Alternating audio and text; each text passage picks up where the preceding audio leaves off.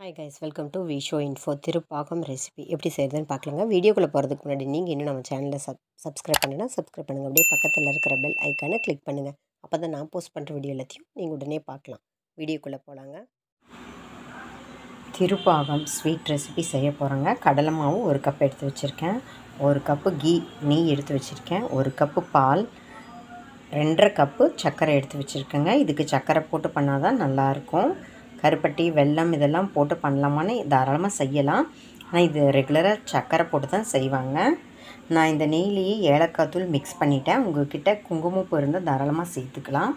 அப்புறம் பச்சை கற்பூரம் இருந்தால் சேர்த்துக்கலாம். இது கோவிலில் தர்ற பிரசாதங்க. பெரும்பாலான பெரிய கோவில்களில் இது கண்டிப்பாக இருக்கும். இப்போ எப்படி செய்கிறதுன்னு பார்க்கலாங்க.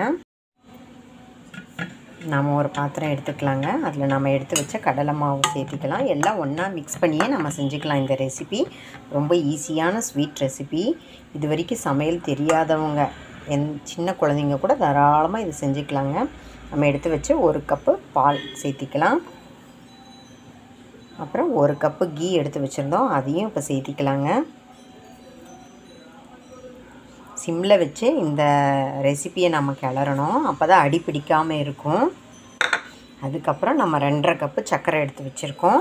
அந்தளவுக்கு போட்டால் தான் இந்த ஸ்வீட் நல்லாயிருக்கும். அதையும் இப்போ சேர்த்தாச்சு. இது வரைக்கும் அடுப்பில் வைக்கல, இனிமேல் தான் அடுப்பில் வச்சு கிளற போகிறோம். நல்லா சுருண்டு வரும்போது எடுப்போம். கேசரி பக்குவத்தில் இருக்கும். நம்ம எடுக்கும்போது, அதாவது ரெடி ஆகிடுச்சுன்னு சொல்லி எடுக்கும்போது தண்ணியாக தெரியும். நேரம் ஆக ஆக இறுக ஆரம்பிச்சிடும். இப்போ எப்படி செய்கிறதுன்னு பார்க்கலாங்க. பாருங்கள், அடுப்பை ஆன் பண்ணியாச்சு. சிம்லேயே வச்சுக்கலாம். இப்போ மெதுவாக கிளற ஆரம்பிச்சிடலாங்க. நல்லா சுருண்டு வரணும், அதுதாங்க பக்குவம். இப்போ நல்லா கிளறிக்கலாம். முருகன் கோவில்களில் போனோம்னா தினை மாவு கண்டிப்பாக கிடைக்கும் தானே. அதே மாதிரி தான் இந்த திருப்பாகம் திருநெல்வேலியில் மெயினாக இதை சொல்லுவாங்க. ஆனால் ரொம்ப முன்னாடி காலத்துலையெல்லாம் எல்லா கோவில்கள்லேயும், பெரிய கோவில்கள் எல்லா கோவில்கள்லேயும் இந்த திருப்பாகம் பிரசாதமாக தருவாங்க. இது முழுக்க முழுக்க நெய்யில் தான் செய்வாங்க. அவங்களே சர்க்கரை போட்டு பண்ணாதான் தான் சொல்கிறாங்க. இனி நம்ம ஆல்டர்னேட்டாக வேறு ஏதாச்சும் போட்டு செய்யலாமா, நல்லா இருக்குமான்னு தெரியலங்க. இந்த மாதிரி ஃபஸ்ட்டு ட்ரை பண்ணி பார்த்துட்டு அப்புறம் நீங்கள் கொஞ்சம் கொஞ்சமாக ட்ரை பண்ணிக்கலாம். வெல்லம், கருப்பட்டி போட்டு செஞ்சு பார்க்கலாம். கண்டிப்பாக வராமையெல்லாம் போகாது. டேஸ்ட்டு தான் டிஃபர் ஆகும். இது நல்லா கிளறிக்கலாங்க. கட்டி விழுந்த மாதிரி இருக்குது, அதனால் விடாமல் கிளறணும். ஒரு 5 மினிட்ஸில் கிளறிட்டு பார்க்கலாங்க. பாருங்கள், சிம்மில் வச்சு கிளறிக்கிட்டே இருக்கணும். கிளறுனா ஒரு ஹல்வா பக்குவத்துக்கு வரும்.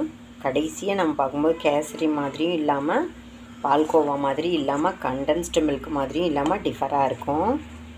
ரொம்ப ஈஸியான ரெசிபி. எல்லாத்தையும் ஒன்றா போட்டே நம்ம செஞ்சுக்கலாம். மறுபடியும் ஒரு 5 மினிட்ஸ் கிளறினதுக்கப்புறம் காமிக்கிறேங்க. தொடர்ந்து நான் கிளறது காமிச்சா போர் அடிக்கும், அதனால தான் ஒரு கேப் விட்டு காமிக்கிறேங்க. தீஞ்சு போகாமல் சிம்லேயே வச்சு கிளறிக்கோங்க. பாருங்கள், முதல்ல இருந்ததுக்கு நமக்கு நல்லா திக்கானது தெரியுது. சர்க்கரை எல்லாம் கரைஞ்சி ஒரு சேர கொதிக்க ஆரம்பிச்சிருச்சுங்க. இன்னும் கொஞ்சம் ஒரு 5 மினிட்ஸ்லேருந்து ஒரு 10 மினிட்ஸ்க்குள்ளே, ஏன்னா நம்ம சிம்லேயே வச்சு செய்கிறதுனால கொஞ்சம் டைம் எடுக்குது. ரொம்ப ஈஸியான ரெசிபி. இப்போ நம்ம மைசூர் பால்லாம் ரெடியான உடனே ஒரு ட்ரே ரெடி பண்ணி வச்சுருக்கணும், அதில் கொட்டுவோம். அந்த மாதிரியெல்லாம் இதுக்கு எந்த அவசியம் இல்லைங்க. கிட்டத்தட்ட ஹல்வா மாதிரி தான் சொல்லிட்டேன். அதனால் இது நல்ல ஓரளவுக்கு ரூம் டெம்பரேச்சர் வந்ததுக்கப்புறம் கூட இந்த பாத்திரத்துலேருந்து நம்ம ஒரு பிளேட்டுக்கு மாற்றிக்கலாங்க. ஒரு நெய் தடவிய ஒரு ட்ரேயில், ஒரு தட்டில் கொட்டிக்கலாம். ஆனால் நம்ம கட் பண்ணியெல்லாம் சாப்பிட முடியாது.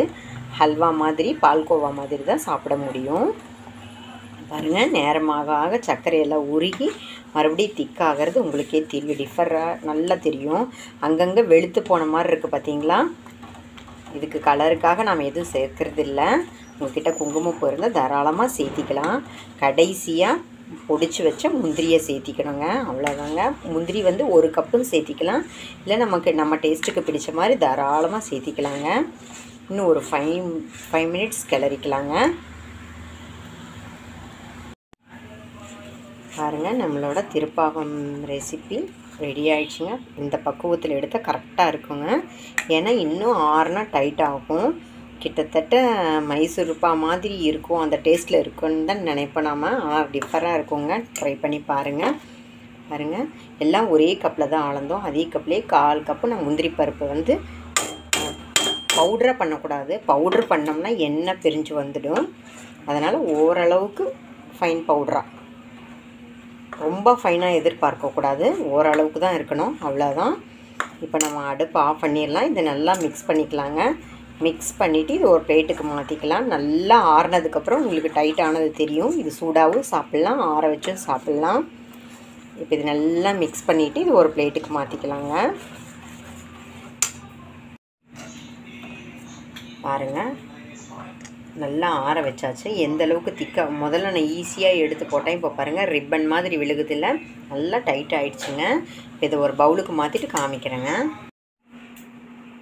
பாருங்கள், சூப்பராக செமைய நம்மளோட திருப்பாகம் பிரசாதம், கோவில் பிரசாதம் ரெடி ஆகிடுச்சு. இது கல்யாண வீடுகளில் பாதாம் ஹல்வாவில் ஒரு பேப்பரில் மடித்து வைப்பாங்க பார்த்தீங்களா, அந்த மாதிரி கூட செய்வாங்க. அப்படியும் செஞ்சுக்கலாம். இதை ஒரு டைம் நீங்கள் சாப்பிட்டு பார்த்துட்டிங்கன்னா ரெகுலராக இதை நீங்கள் செய்ய ஆரம்பிச்சிருவீங்க.